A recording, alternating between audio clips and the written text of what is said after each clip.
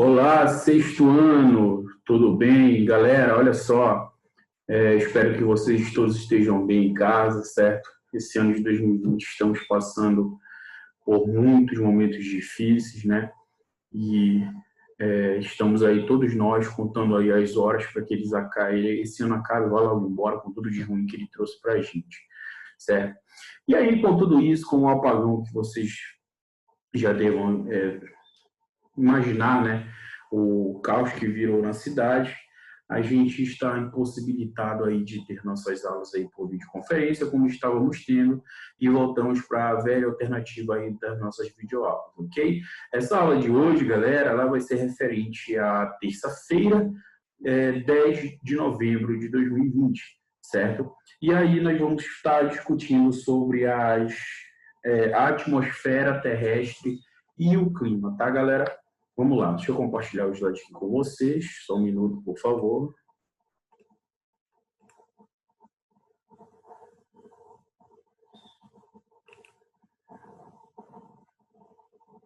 Só um minutinho, está abrindo aqui.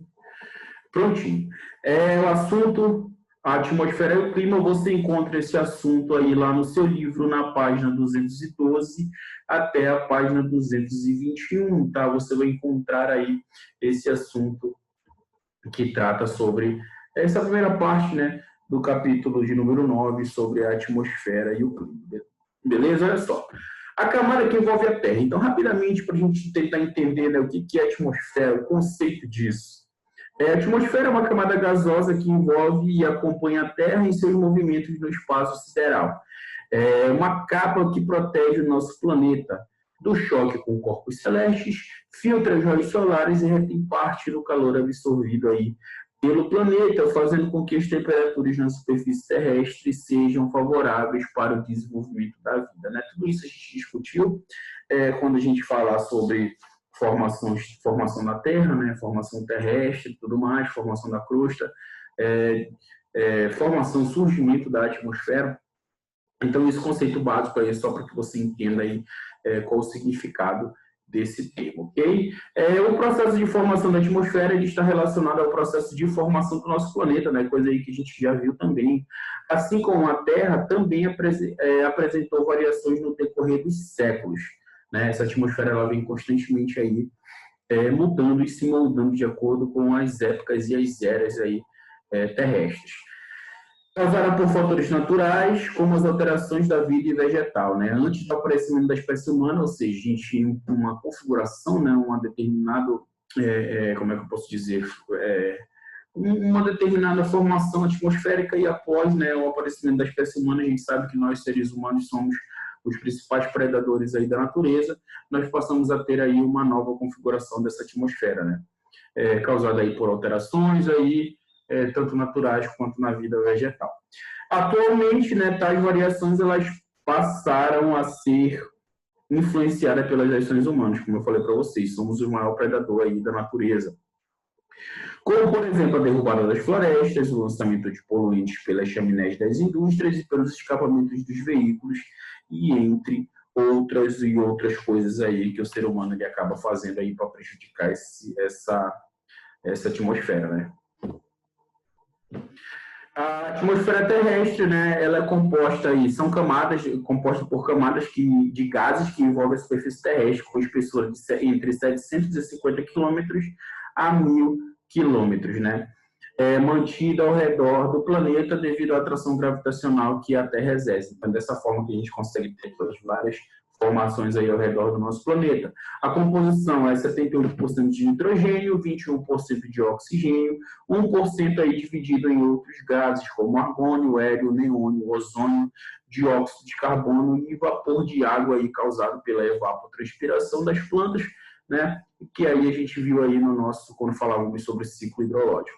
Nessa tabela aí do lado, você consegue perceber aí alguns gases que compõem aí a atmosfera, certo? Dividindo-se aí na sua maior parte composta por hidrogênio, né? Depois temos aí nitrogênio, temos hélio, oxigênio e entre outros gases aí, dióxido de carbono, argônio, que são divididos em cada camada aí da nossa atmosfera. Beleza? Olha só, as camadas da atmosfera, né? Então, para melhor estudar a atmosfera, os cientistas eles costumam dividi-la simplificadamente em 4 camadas, né? Como aqui na nossa figura que a gente tem. A primeira camada é a troposfera, essa camada aqui que vai de 0 aí a mais ou menos 15 quilômetros de altura. Aqui a camada de os aviões, né? Eles são eles passam, né? Eles voam até esse limite. Temos aí o Monte Everest, as nuvens de chuva, né? As chamadas cúmulos, nimbos, os balões, balões aí de passeio, certo? E outras coisas a mais aí na primeira camada, na mais próxima aqui da crosta terrestre, mais próxima da litosfera, temos a troposfera. Posterior a isso, temos aí a estratosfera, que vai de 20 a 40 quilômetros de altura, onde está localizada aí a camada de ozônio. Posteriormente, temos a mesosfera, que vai de 50 aí a 80 quilômetros de altitude. E, por último, temos a ionosfera, que é a camada aí mais externa, digamos assim, do nosso planeta, que vai de 80 aí até 1.000 quilômetros de altitude, onde aí acontecem os fenômenos de meteoros, por exemplo, ok? Você pode olhar também, temos uma tabela aí na página 214 do seu livro, que ela está simbolizando também aí essas camadas aí da nossa atmosfera, ok? A troposfera ela vai do solo até aproximadamente 15 a 16 quilômetros de altitude. É nessa camada com a qual o ser humano mantém contato direto, que ocorre na maior parte dos fenômenos atmosféricos, como o calor, os ventos e as chuvas. Depois dela vem a estratosfera, que tem uma espessura de aproximadamente 30 quilômetros, é a nossa segunda camada. Então, logo após aí a superfície terrestre, né? A nossa crosta terrestre aí, onde nós estamos aqui no solo, né, propriamente dito, temos a troposfera, depois temos a estratosfera. Em seguida, aí, a nossa terceira camada, com mais ou menos 40 quilômetros de espessura, vem a mesosfera, ok?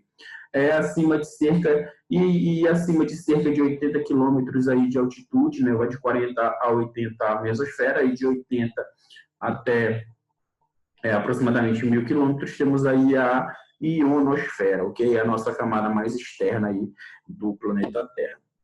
Beleza? Olha só, continuando aí, falando um pouco sobre o tempo e o clima, né? Como que a atmosfera ela é responsável, como que regula aí o tempo e o clima que nós temos aqui na superfície terrestre, tá? Acompanha lá na página 215, olha só. O tempo ele é o estado instantâneo da atmosfera em um determinado lugar. Para caracterizar esse estado, consideram-se que a temperatura, o aspecto geral do céu, a ocorrência das chuvas, a umidade, a pressão atmosférica e o vento.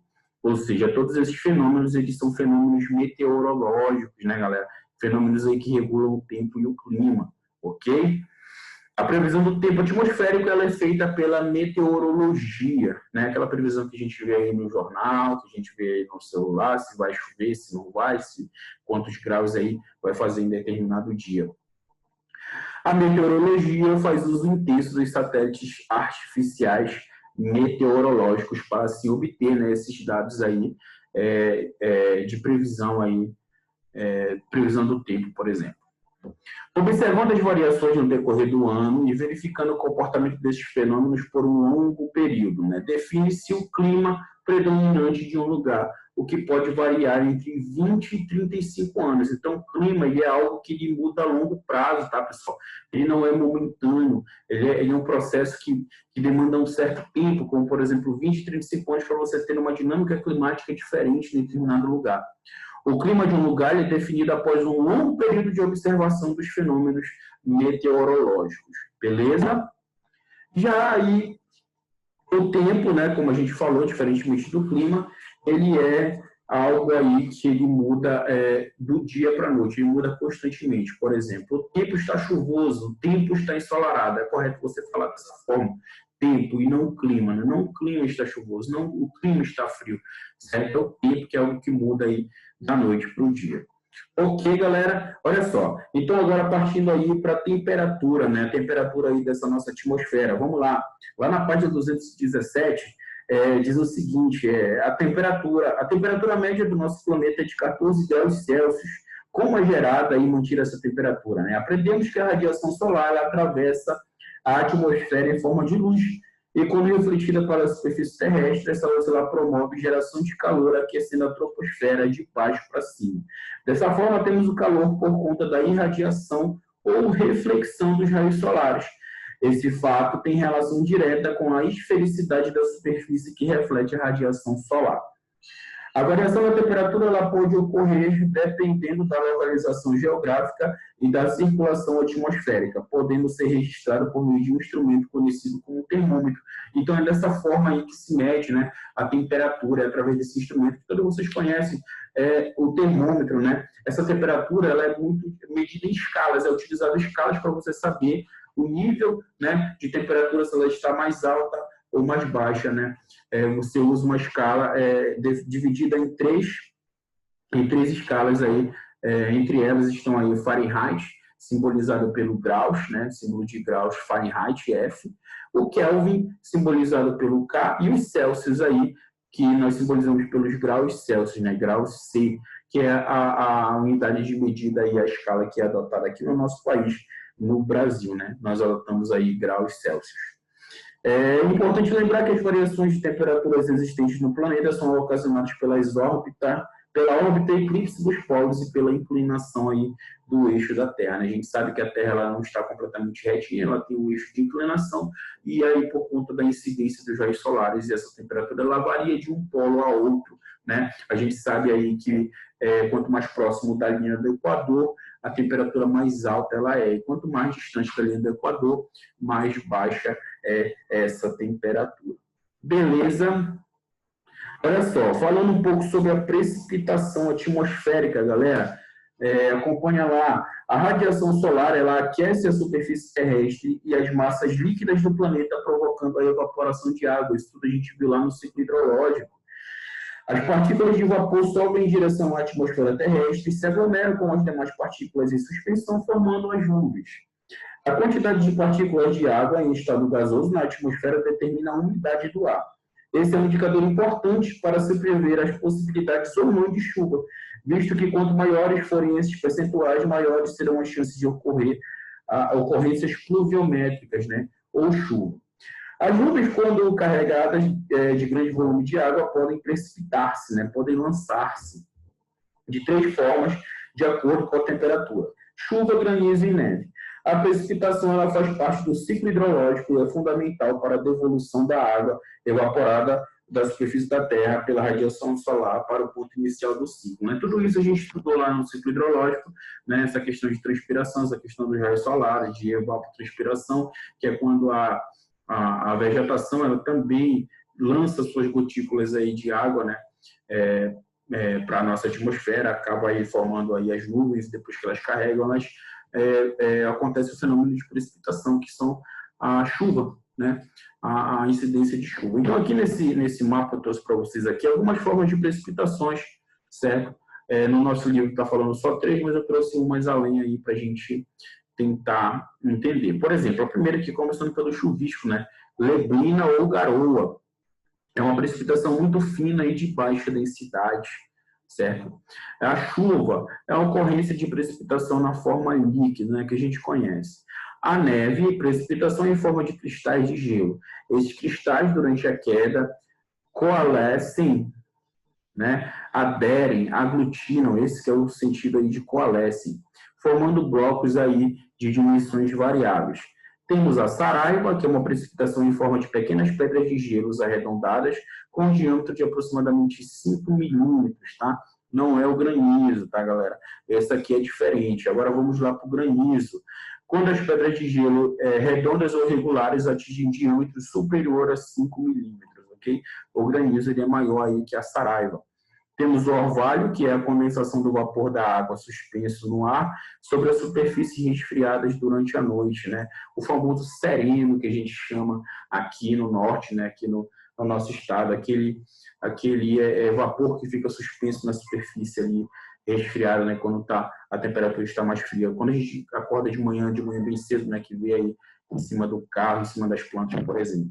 Temos a geada, que é a deposição de cristais de gelo, quando a temperatura é inferior a 0 graus. Então, essas aí são algumas formas aí de precipitação aí que nós temos, tá, galera? Aí, todas essas são fenômenos ocasionados pelo ciclo hidrológico e que são devolvidos pela atmosfera novamente para a superfície terrestre, né, ao ponto inicial, e assim dando continuidade ao ciclo. É por isso que tem esse nome, ciclo hidrológico. Ok? Quanto à pressão atmosférica, galera, essa pressão atmosférica, além da temperatura, é outro importante fenômeno meteorológico, né? As partículas do ar que compõem a atmosfera são atraídas pela Terra. Dessa forma, a atmosfera exerce pressão sobre qualquer corpo que esteja na superfície terrestre ou circulando pela camada gasosa. No nível do mar, a pressão atmosférica é maior, porque a altura da coluna de ar está sobre essa região maior, é mais pesada. A pressão atmosférica não é a mesma em toda a superfície terrestre, ela varia de acordo com a altitude e a temperatura, né? Então, de acordo aí com a altitude, com a temperatura que nós temos, claro que a pressão atmosférica, a pressão desse ar, ela vai ter uma diferença, né? Se você pegar a diferença da pressão atmosférica no pico do Monte Everest, no topo do Monte Everest, ela vai ser totalmente diferente do que aqui onde nós estamos ocasionados no nível do mar, né? Então, tem essas variações aí de acordo com a altitude e a temperatura de determinados ambientes. Beleza? Aqui tem um esquema de funcionamento de circulação atmosférica, né? O vento, por exemplo, olha só. Nos lugares próximos ao Equador, o ar aquecido dilata-se e torna-se mais leve e sobe, exercendo assim a baixa pressão sobre essas áreas. E aqui, olha só, temos esse esquema de como que funciona essa circulação. As áreas de baixa pressão, que a gente acabou de falar, olha só, aqui nós temos o vento, certo? Com temperaturas aí chegando a 30 graus Celsius, e posteriormente temos as áreas de alta pressão, né, com temperaturas aí de 25. Nota-se aí que o relevo ele está mudando, né, está aumentando aí de altitude, ok? Nível do mar, e aqui está mais distante do nível do mar. À medida que nós dirigimos aos polos, as temperaturas nessas áreas vão diminuindo e o ar mais frio comprime-se e torna-se mais pesado, ocasionando as altas pressões.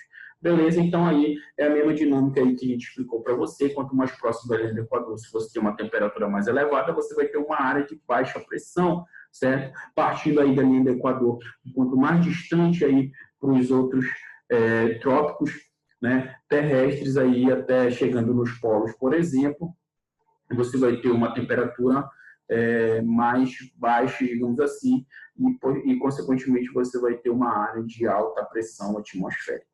Beleza, galera? Então, aí você encontra nessa primeira parte desse assunto sobre a atmosfera e o clima, né, com a relação na página 212 até a página 221 aí do seu livro, beleza?